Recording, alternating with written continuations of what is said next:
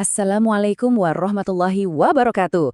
Wah, ahlan wa sahlan nih Sobat SPN6 yang kece badai. Masya Allah, nggak kerasa ya, matahari udah mulai turun. Tenggorokan juga udah mulai kering. Tapi, iman kita harus tetap basah dong.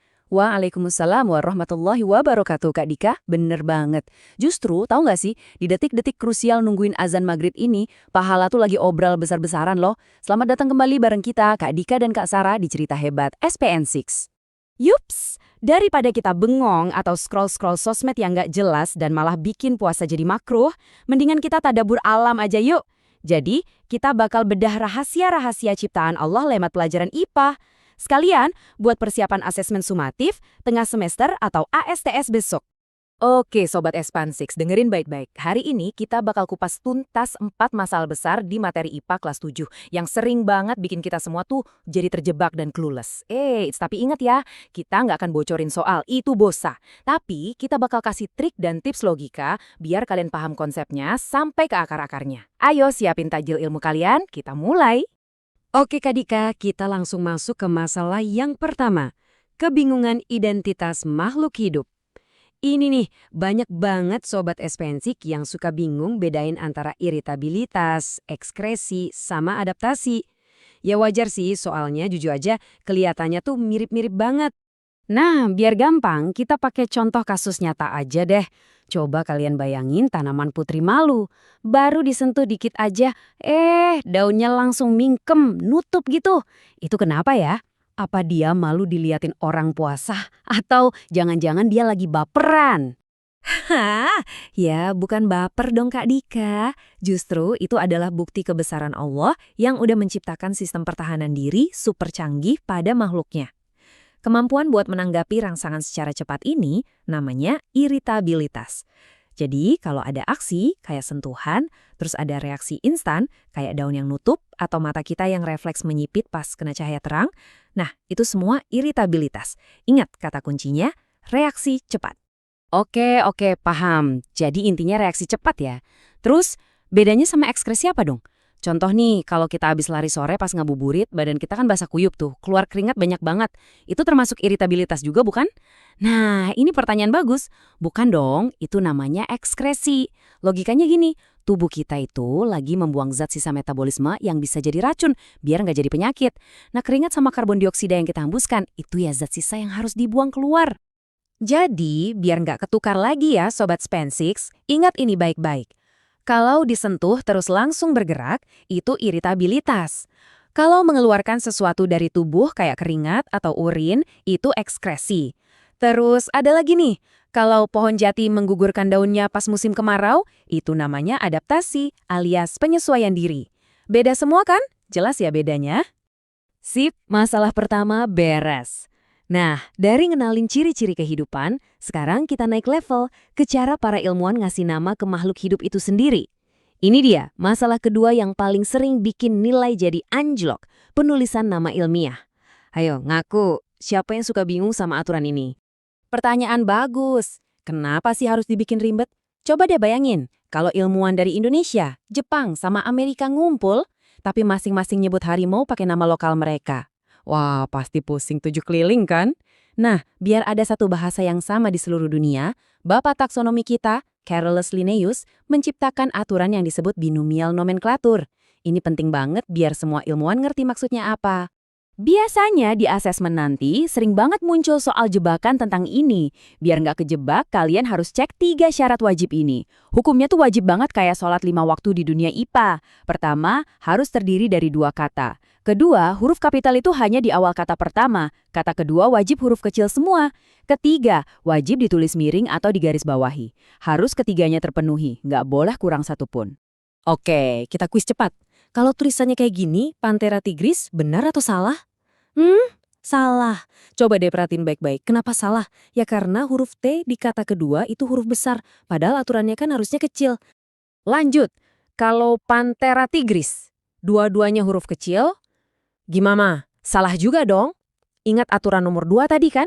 Kata pertama itu genus, jadi huruf awalnya itu wajib, kudu, harus kapital. Jangan sampai lupa ya.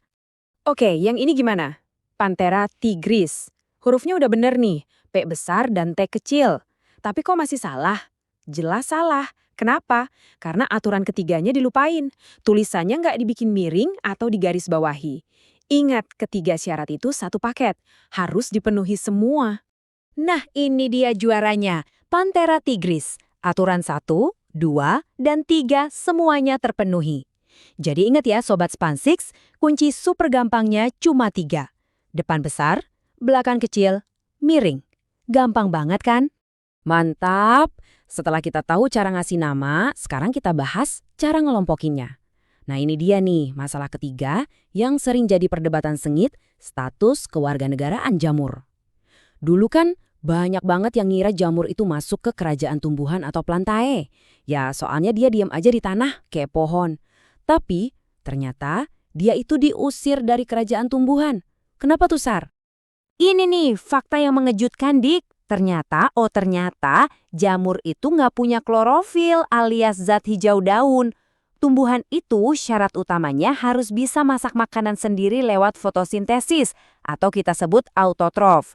Nah, jamur ini nggak bisa. Dia hidupnya itu numpang makan dari sisa makhluk lain, makanya disebut heterotrof. Perbedaan fundamental inilah yang bikin mereka harus pisah kerajaan. Nah, karena perbedaan mendasar itulah, seorang ilmuwan hebat bernama Robert H. Whittaker memisahkan mereka dalam sistem klasifikasi 5 kingdom. Dan sistem ini bukan cuma buat ngasih label loh, tapi juga bantu kita melacak jejak perjalanan kehidupan di bumi, dari yang paling simple sampai yang paling kompleks. Keren banget kan? Jadi kalau ada yang nanya kenapa jamur dipisah dari tumbuhan, jawabannya cuma satu, karena dia tidak punya klorofil. Nah, setelah jamur punya kerajaan sendiri, kita sekarang fokus ke Kingdom Plantae. Ini masalah terakhir nih sebelum kita siap-siap buka puasa Sobat SPN6. Ada istilah Gymnosperme dan Angiosperme. Aduh, namanya susah banget dihafal ya. Udah kayak mantra sihir aja deh. Tenang, jangan panik. Kita pakai ilmu logika bahasa aja. Gymno itu artinya terbuka atau telanjang. Gampangnya, ingat aja kata gymnasium, tempat olahraga yang terbuka. Jadi, Gymnospermae itu tumbuhan berbiji terbuka. Bijinya nggak dibungkus daging buah. Contohnya kayak melinjo sama pinus. Kalau angio artinya tertutup. Jadi, Angiospermae itu tumbuhan berbiji tertutup. Bijinya aman di dalam daging buah. Contohnya mangga sama jambu. Nah, si Angiospermae ini dibagi lagi jadi monokotil dan dikotil. Cara bedainnya gampang banget, tinggal lihat aja fisiknya. Kalau monokotil itu akarnya serabut dan tulang daunnya sejajar, contohnya jagung sama kelapa. Kalau dikotil, akarnya tunggang yang kuat ke bawah dan tulang daunnya menyirip kayak sirip ikan. Contoh gampangnya ya pohon mangga. Gampang kan kalau udah tahu kata kuncinya? Masya Allah, tabarakallah. Ternyata kalau dipikir-pikir, belajar IPA itu bikin kita makin sadar ya betapa detail dan rapinya Allah Subhanahu wa Ta'ala mengatur alam semesta ini. Dari cara putri malu bereaksi, aturan penamaan, sampai cara biji dilindungi, semuanya ada ilmunya dan ada tujuannya. Betul banget. Dan ingat ya, belajar itu juga ibadah loh kalau niatnya lillahi ta'ala. Oke deh, kita rangkum cepat ya poin-poin penting hari ini. Pertama, iritabilitas itu reaksi cepat, kalau ekskresi itu buang sisa. Kedua, nama ilmiah aturannya, depan besar, belakang kecil, miring. Ketiga, jamur bukan tumbuhan karena nggak punya klorofil. Dan terakhir, Gymnosperme itu biji terbuka, kalau Angiosperme itu biji tertutup. Nah, sama seperti Allah yang udah ngatur alam dengan rapi, kita juga harus nyiapin diri buat asesmen besok dengan teratur. Setelah kita ikhtiar belajar, yuk sempurnakan dengan ikhtiar langit. Jangan lupa sholat, perbanyak berdoa, dan yang paling penting, minta restu orang tua ya. Insya Allah semuanya dimudahkan. Sekian dulu ya ngabuburit berfaedah dari kami. Selamat berbuka puasa Sobat Spansix. Semoga ilmunya berkah dan nilainya memuaskan. Mari kita tutup dengan semangat sekolah kita, SMP Negeri 6, berkarakter, unggul dalam prestasi, santun dalam aksi. Wassalamualaikum warahmatullahi wabarakatuh.